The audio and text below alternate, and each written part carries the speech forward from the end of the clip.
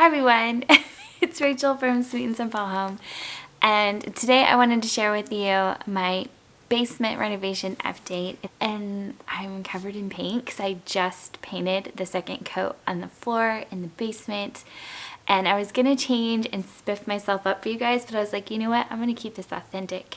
I have paint all over me. I'm wearing paint clothes, I got my hair pulled back. This is what renovating looks like. So I'm gonna set my paint roller down now. So the last about week and a half, I really focused on the floor around our washer and dryer. Now this was where the majority of the damage was from the flood, because this is where all the plumbing was that was leaking and causing the flood in the first place. And it was interesting because I showed you guys you could just peel the paint up from the floor. There was this white substance that the people who renovated this house that we bought this house from used to level off the concrete.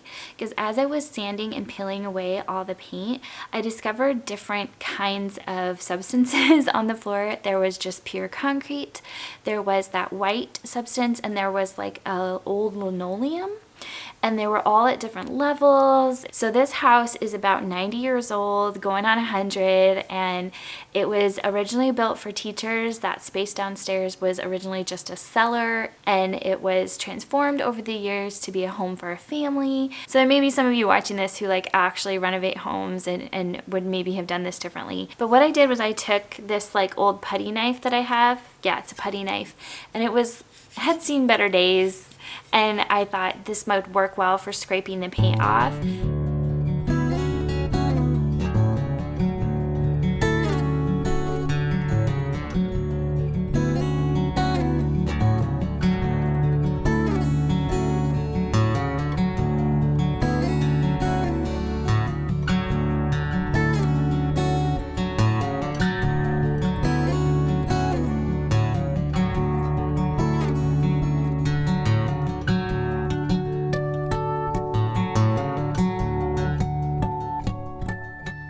Once I got to a point where I couldn't scrape anything up, I took this sanding block tool that I got from the Dollar Tree, and I'd had some questions from you guys whether or not this was a good product, and I'm gonna say definite buy. It's still got white stuff on it. I haven't cleaned it, but this side is the rougher side. So I don't know what the grit is, but it's a rough grit, and then on this side it's a higher grit, so it's got this smoothing out side. So I used this side first, and then I used this side, and I found that to be super effective.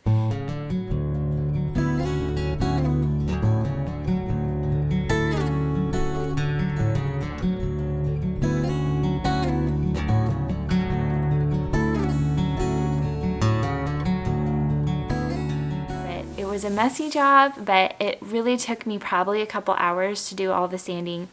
Could I probably have done more to get a smoother surface? Maybe, but my husband was like, you know what, Rach, we're at the place where it's not going to ever get perfect because of how, weird the surface is down here. Let's just, clean it up and paint it, and it's going to be beautiful. So I went ahead and just gave myself that excuse that, it's never going to be totally flat. I'll do my best. So after I finished sanding, I vacuumed up and swept. I swept, I think, 3 or 4 times, and I vacuumed a couple times, and then I dry mopped it. I had read that it's not a good idea to use water on your concrete floor before you paint it because you have to let it dry for 24 hours. So I had read that dry mop is best. So that's what I did. I pulled the washer and dryer away from the wall, and I focused on painting underneath there first so that I could push them back against the wall and finish the remainder of the floor. And then once I had done 3 coats behind the washer and dryer, I went ahead and pushed the washer and dryer back when everything had dried after 24 hours. Then I taped off the remainder of the room because I had already painted the trim white, and I just wanted to protect it from me bumping into it with my brush. I cut in with a simple 1-inch angled brush on the floor, and then I took my handy dandy roller and rolled it out. And I do have an extension to this that I could have used, but I chose just to go the hands and knees route. I don't know, it worked fine. It's a small space. If it had been bigger, I might have gone with the extension and stayed on my feet. But I've done, like I said, this is my second coat. I hope to do one more coat, and then I have something fun to share with you guys. So call me crazy, but my plan after I finish the third coat is to do this.